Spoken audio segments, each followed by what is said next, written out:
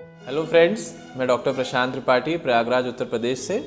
स्वागत है हमारे चैनल में जो कॉमन ऑर्थोपेडिक प्रॉब्लम्स के लिए डेडिकेटेड है और आप सभी को ऑर्थोपेडिक रिलेटेड प्रॉब्लम्स के बारे में एजुकेट करना और सीधी सरल भाषा में समझाने के लिए एक प्रयास है। तो आज का जो हमारा वीडियो है वो टोटली फोकस है रनर्स के ऊपर।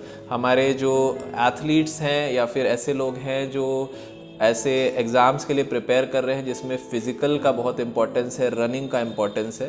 तो बेसिकली ये वीडियो मैंने रनिंग पे फोकस किया है फ्रॉम अ ऑर्थोपेडिक प्रोस्पेक्टिव, मतलब एक हड्डी के डॉक्टर के क्या एडवाइस है रनर्स के लिए, रनर्स भाइयों के लिए, उस पे ये वीडियो फोकस है। तो अभी जो हमारा हिंदुस्तान है इसमें बहुत ज़्यादा प्रचलन हो गया है मैराथॉन्स का। हर घर में एक मैराथॉनर आपको मिल जाएगा। Even old age people, middle age people, children, बच्चे सब मैराथन के लिए एक्साइटेड रहते हैं और मैराथन रनर्स बनना चाहते हैं। इसके अलावा बहुत से लोग हैं, एथलीट्स हैं जो कि रेगुलर रनिंग करते हैं। इसके अलावा ऐसे पुलिस में भर्ती के लिए या फिर मिलिट्री में बहुत सारी जगहों के लिए रनिंग की बहुत रिक्वायरमेंट होती है। तो हमें ये जानना है कि किस तरह से हम क्या क्या हम मेजर्स लें जिससे हमारी रनिंग और एनहांस हो जाए और हमें आराम रहे दौड़ने में। तो सबसे पहला जो फैक्टर होता है किसी भी एथलीट के लिए वो है type of shoe. Type of shoe से हमें क्या समझना है कि ज़रूरी नहीं है कि एक जूता, एक शू जो हमारे लिए अच्छा है वो सामने वाले के लिए भी अच्छा हो। इसको कैसे समझेंगे? What works well for you is not necessary that it might work well for the other person also. तो इसे हम कैसे समझें, हम कैसे जूते को अपने लिए चूज़ करें, ये बहुत इंपॉर्टेंट है। तो मैं इसको आपको डिटेल में समझाऊंगा। तो जूता चूज़ करने के लिए सबसे इम्पॉर्टेंट चीज़ जो है वो है वेयर पैटर्न देखना। जब भी आप अपने किसी पुराने जूते को पलट कर देखेंगे तो उसमें 3 पैटर्न का वेयर होता है। मतलब वेयर का मतलब घिसना। तो जूता जो है या तो अंदर के बाजू से ज़्यादा घिसता है या बाहर के बाजू से ज़्यादा घिसता है या बीच से ज़्यादा घिसता है। ऐसे जूते जो बीच से घिसते हैं उसको हम न्यूट्रल वेयर पैटर्न बोलते हैं। जो बाहर से ज़्यादा घिसते हैं उनको ओवर सुपिनेट पैटर्न बोलते हैं और जो अंदर से ज़्यादा घिसते हैं उन्हें हम ओवर प्रोनेट पैटर्न बोलते हैं। तो ये किस किस फीचर्स में कैरेक्टरिस्टिक होता है। अगर जूता अंदर से घिसता है इसका मतलब है कि पैर लैंडिंग में जब रोलिंग होती है तो अंदर की तरफ ज़्यादा बेंड हो जाता है। ये कॉमन होता है ऐसे लोगों में जिनके फुट के आर्चेस कोलैप्स हो जाते हैं या फिर फ्लैट फुट रहता है। उन केसेस में अंदर के बाजू घिसारा या घिसना ज़्यादा होता है। बाहर के बाजू कब घिसता है? जिन केसेस में हाई आर्च होता है, जिनके जो आर्चेस होते हैं बहुत हाइड होते हैं, रेजिस्टेंट आर्चेस होते हैं, उनमें ये कॉमन है। Neutral pattern wear is the best wear और ये आइडियल एक एथलीट के लिए या फिर एक रनर के लिए एक आइडियल वेयर पैटर्न है। तो अब हमें ये सोचना है कि हम वेयर पैटर्न तो ये हो गया, वेयर पैटर्न के हिसाब से हम कैसे जूते यूज़ करें। अगर हमारा फ्लैट फुट है या फिर ओवर प्रोनेट पैटर्न है वेयर का, तो उस केस में हमें ऐसे जूते सेलेक्ट करने हैं जिनके आर्चेस, मीडियल आर्च सपोर्ट हो, एक रिजिड मीडियल आर्च सपोर्ट हो। मतलब पैर के अंदर के बाजू एक ऐसा कर्व हो या फिर सपोर्ट हो, एक ऐसा कुशन हो जो हमारे आर्च को अंदर की तरफ कोलैप्स करने से रोके।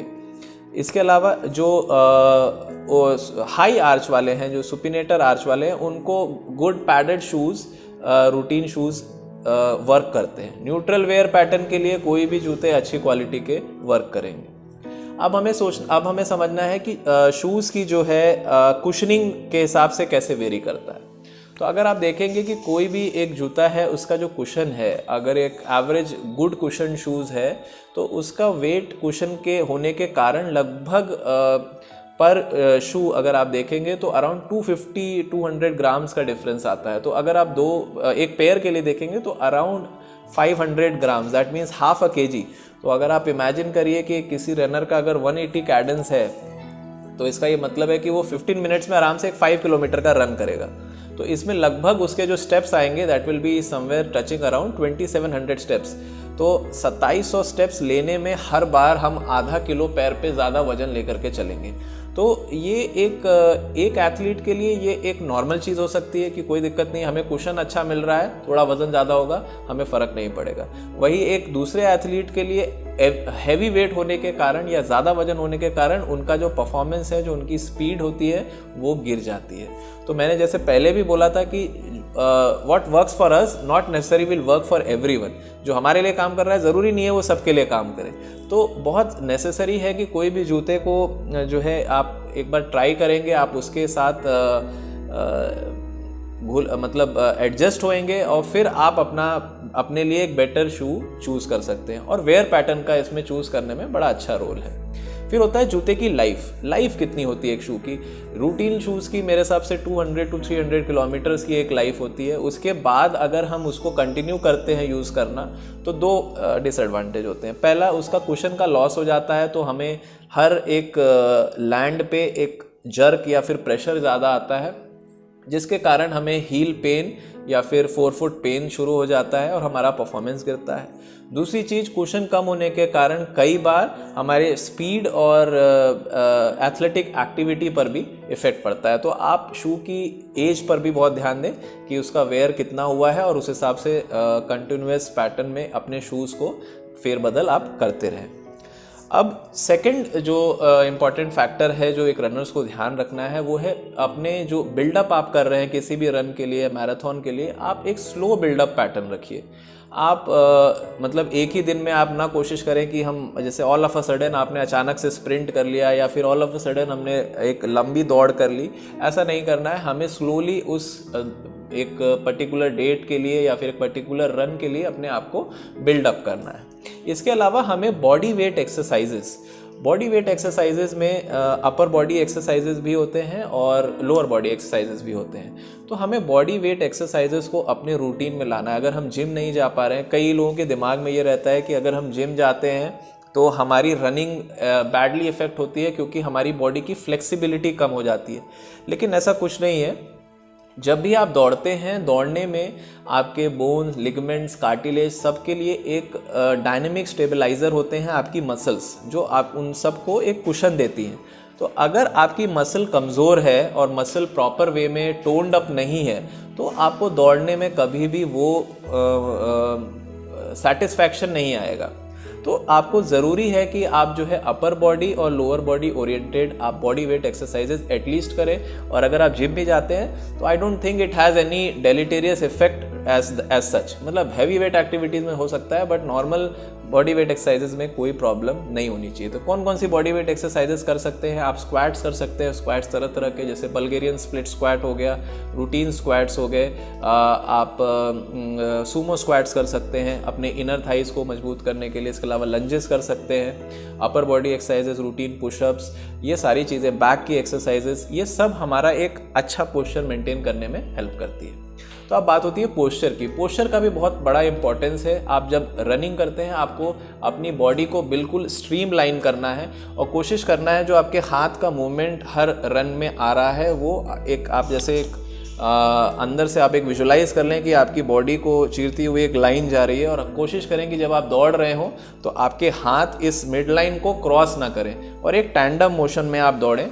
और दूसरा, थोड़ा सा हल्का सा फॉरवर्ड एक बेंड रख करके एक स्ट्रीमलाइन पैटर्न में आप दौड़ने की कोशिश करें। बहुत ज़्यादा बेंड भी नहीं करना है और एकदम स्ट्रेट होके भी नहीं चलना है। थोड़ा सा एक स्ट्रीमलाइन करके आप दौड़ना कर सकते हैं। इसके अलावा इंटरवल ट्रेनिंग का बहुत अच्छा रोल है। इंटरवल ट्रेनिंग दो तरह की होती है, एक होती है शॉर्ट इंटरवल ट्रेनिंग और एक होती है लॉन्ग इंटरवल ट्रेनिंग। इसमें थोड़ा सा समझने की ज़रूरत है तो मैं एक्सप्लेन करूँगा। एक टर्म होता है MAS, मैक्सिमम एरोबिक स्पीड। इसका ये अर्थ है कि वो मिनिमम स्पीड जिस पे हम अपना VO2 मैक्स अचीव कर लेते हैं। अब ये VO2 मैक्स क्या है? आपके पास आजकल तो बहुत से ऐसे गैजेट्स चल रहे हैं, रिस्ट वॉचेस चल रही हैं जिसमें लोग अपना VO2 मैक्स कैलकुलेट करते हैं। तो VO2 मैक्स अचीव जिस मिनिमम स्पीड पे हमारा हो जाता है वो हमारी मैक्सिमम एरोबिक स्पीड है। तो शॉर्ट इंटरवल ट्रेनिंग और लॉन्ग इंटरवल ट्रेनिंग में क्या फ़र्क है? शॉर्ट इंटरवल ट्रेनिंग में हमें क्या करना है? हमें 100% अपनी मैक्सिमल एरोबिक स्पीड का, उस स्पीड पर हमें तकरीबन 30 सेकेंड्स दौड़ना है। उसके बाद हमें 30 सेकेंड्स के लिए जॉग करना है और ये एक्टिविटी हमें 8 से 10 बार रिपीट करना है। तो इससे हमें क्या होगा? इससे हमारी मैक्सिमल एरोबिक स्पीड जो है वो बढ़ेगी या फिर इंक्रीज होगी। लॉन्ग इंटरवल ट्रेनिंग का क्या कंसेप्ट है? उसमें हमें अपनी MAS की 80% या 90% कैपेसिटी पे अराउंड 1200 मीटर्स हमने दौड़ा, लाइक 1.2 किलोमीटर्स, और उसके बाद हमें जॉगिंग करना है अराउंड 400 मीटर्स का, और ये एक्टिविटी हमें 3 to 5 टाइम्स रिपीट करनी है। तो ये जो लॉन्ग इंटरवल ट्रेनिंग है, ये बेसिकली हमें हमारा जो MAS है, मैक्सिमल एरोबिक स्पीड, वो लंबे समय तक मेंटेन करने में हेल्प करेगी। तो बेसिकली जैसे कोई लॉन्ग डिस्टेंस रन कर रहा है तो वो लंबे समय तक अपनी मैक्सिमल एरोबिक स्पीड पे दौड़ पाए, तो उसको लॉन्ग डिस्टेंस इंटरवल ट्रेनिंग करनी है। और अगर हमें अपनी MAS मैक्सिमल एरोबिक स्पीड बढ़ानी है तो उसके लिए हमें शॉर्ट इंटरवल ट्रेनिंग करनी है। मुझे लगता है समझ में आ गया होगा। इसके अलावा रेस्ट डे का बहुत अच्छा इंपॉर्टेंस है। आप वीक में डेली कभी भी रनिंग मत करिए। रनिंग के साथ आप लो इम्पैक्ट एक्टिविटीज़ को इंक्लूड करिए, जैसे साइकिलिंग हो गया, या मैंने बॉडी वेट एक्सरसाइजेस बताए, इन सब को, या फिर कुछ योगासन कर लिया, इनके साथ इंटरमिंगल करिए। इसके अलावा आप रेस्ट डे ज़रूर लीजिए। हफ्ते में 1 दिन का रेस्ट बहुत ज़रूरी है, क्योंकि मसल का जो हीलिंग पैटर्न है, जब भी हम कोई भी स्ट्रेच करते हैं, रन करते हैं, तो मसल्स में टीयर्स होते हैं, रेंट्स होते हैं, और वो रेंट भर के मसल की हाइपरट्रॉफी या मसल को बड़ा बनाती है। तो हमें वो भरने के लिए एक समय देना पड़ेगा शरीर को, एक रिलैक्स होने के, रिजुविनेट होने के लिए वो टाइम देना बहुत ज़रूरी है। तो rest day is of utmost importance. इसके अलावा डाइट का क्या रोल है? डाइट हमारा जो भी हमें दौड़ना है, तो दौड़ने के लिए एनर्जी कहाँ से आएगी? हमारी डाइट से आएगी। तो ज़्यादातर लोग ये मिस्टेक करते हैं, जो स्पेशली वेजिटेरियंस हैं, उनका प्रोटीन इंटेक बहुत कम होता है, मतलब प्रॉपर फॉर्म में प्रोटीन इंटेक नहीं करते। और मसल्स के लिए जो मेन वेयरहाउस है वो प्रोटीन्स हैं, और प्रोटीन्स अगर नहीं आएगा तो मसल का ब्रेकडाउन बहुत जल्दी शुरू हो जाता है। तो हमें अच्छी क्वांटिटी में प्रोटीन लेना है। इसके अलावा बैलेंस डाइट भी रखना है, जिसमें फैट्स, विटामिन्स, मिनरल्स, कार्बोहाइड्रेट्स सब कुछ इंक्लूड होने चाहिए। But protein, high protein diet is very essential. Way protein का भी अच्छा रोल है। अगर हमें वे प्रोटीन में एक फ़ायदा ये रहता है कि एक्टिव पेप्टाइड्स होते हैं फॉर्म में, तो जब भी हम दौड़ते हैं तो हमें, अगर अपने वर्कआउट के बाद हम कुछ समय बाद अगर प्रोटीन लेते हैं, तो डायरेक्टली जिस मसल्स में इफ़ेक्ट होता है, एक्सरसाइज होती है, वहाँ तक ये प्रोटीन पहुँच के हमें बेनिफिट देते हैं। इसके अलावा हमारा जो और एक इम्पॉर्टेंट एस्पेक्ट है कि हमें इंजरी से बचना है, और इतना ही हमें एफर्ट डालना है जिससे हम इंजरी फ्री रहे, और ओवर एग्जर्ट नहीं करना है, बॉडी को रिलैक्स देने का समय देना है। तो मैंने एक शॉर्ट में एक रनर के लिए क्या क्या इंपॉर्टेंट फैक्टर्स होते हैं, दिमाग में क्या क्या चलता है, हम कौन सा जूता लें, हम कब रेस्ट करें, हम डाइट में क्या लें, ये सारे फैक्टर्स को मैंने थोड़ा थोड़ा करके डिस्क्राइब करने की कोशिश की है इस छोटे से वीडियो में। मुझे उम्मीद है कि आप सबको अच्छा लगेगा।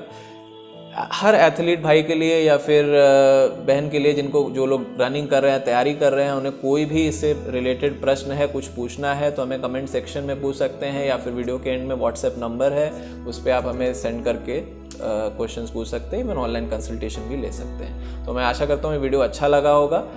आगे आप हमारे चैनल को लाइक करें, सब्सक्राइब करें ऐसे ही वीडियोज़ के लिए। धन्यवाद।